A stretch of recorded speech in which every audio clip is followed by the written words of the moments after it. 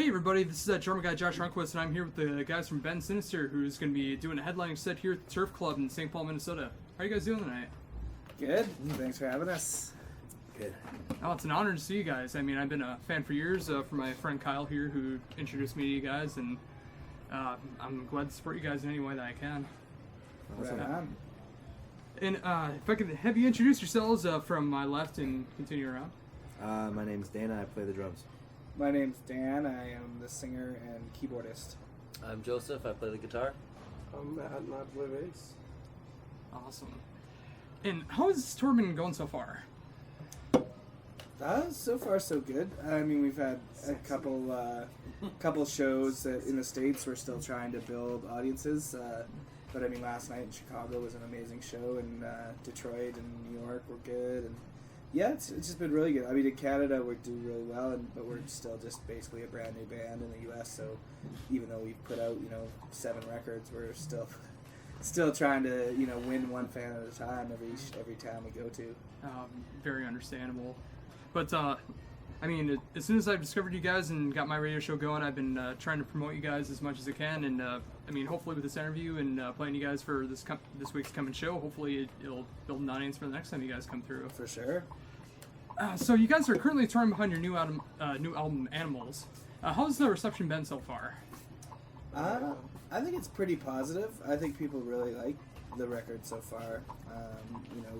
Especially we've been closing our sets with the song Best of You, which is the opener from the record, and it always seems to, people get pretty pumped on that song, and it's a good way to close down a set, even though it's a way we put it first on the record to make more people listen to it, but it's really a great set closer sort of song, and yeah, people are very positive at shows. They're always excited, and sometimes they're like, I can't believe I've never heard you guys, or you get those sort of super keen people that stumbled there to see one of the opening bands and then totally get into it.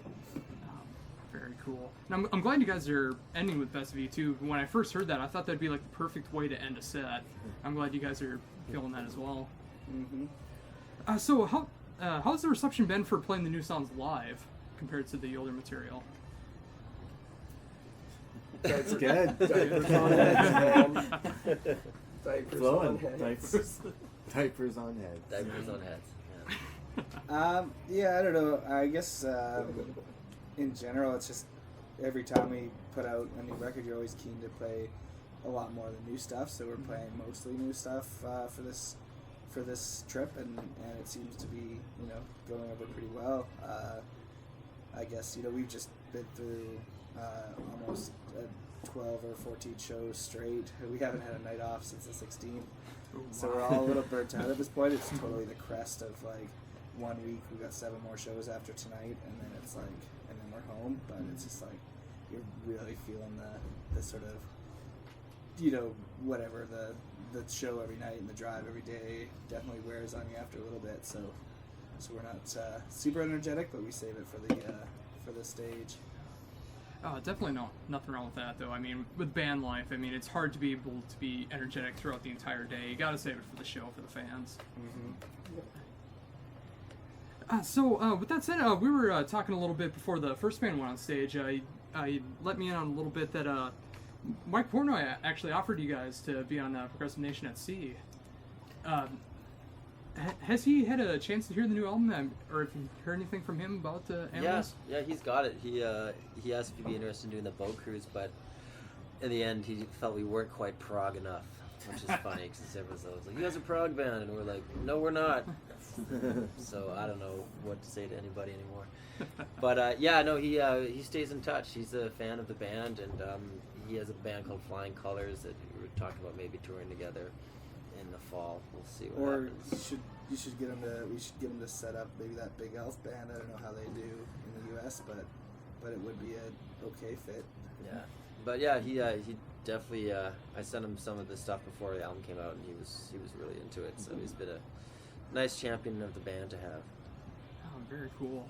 Yeah, and I've noticed. I mean, ever since the last album, I mean, he's been a great help getting people more exposure to you guys, which I love seeing. Because every time he tweets, we sell another record. It's great.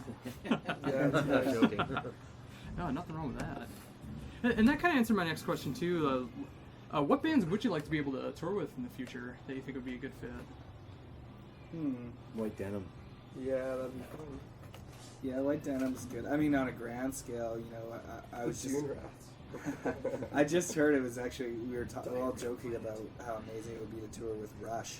And Oh, then sure. we were at- That'd be we were at- it's always just a night of Rush. But then we were right? at the So they don't have Fearless nothing Radio in Chicago yesterday, and I overheard the people talking in the next room, and they're like, "Did you hear about like Justin's little brother?" And they're like, "No, what's up?" It's like, "Well, he's only like 19, and their band is like 1 year out, but they're going to Europe to open for Rush. They got like some sort of cool, whatever, like they like sent something to somebody, and like they totally love this band, and they've never even really toured, but they're opening for Rush all across Europe." And I don't know if you guys know who this band might be or what the deal is, but I was just overhearing. I was like, 19-year-old kids never toured, getting a chance to open for Rush in Europe. Like, wow, what the F is going on here? Who makes that decision? I'm a huge Rush fan, and Rush has a history of not having opening bands since like Yeah. Dylan. That last band that I remember opening from was Primus. Yeah, Yeah. Primus was the last You band in know, the States, so- anyways. See, we should be the next those little kids. I don't know what their music sounds Well, you like. covered their music at the Don't care how good it the is. Hall of Yeah. Fame. You know, I mean, come on.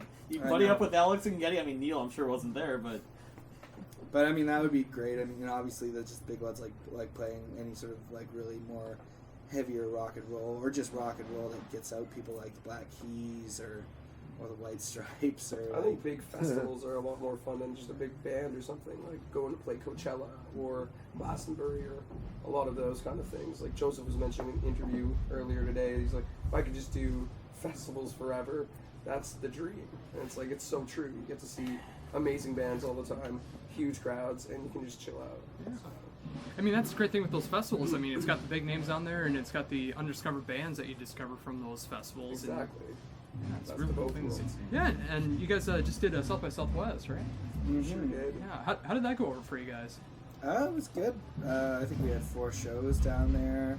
Shows are all really. It's kind of a nice, easy way to reach a lot of more people because the shows are, you know, usually at least 70% to almost 100% full all the time. And you don't really have to worry about pumping it because there's so many bars and so much going on that strip that there's just people just roll in from the street and watch, you know.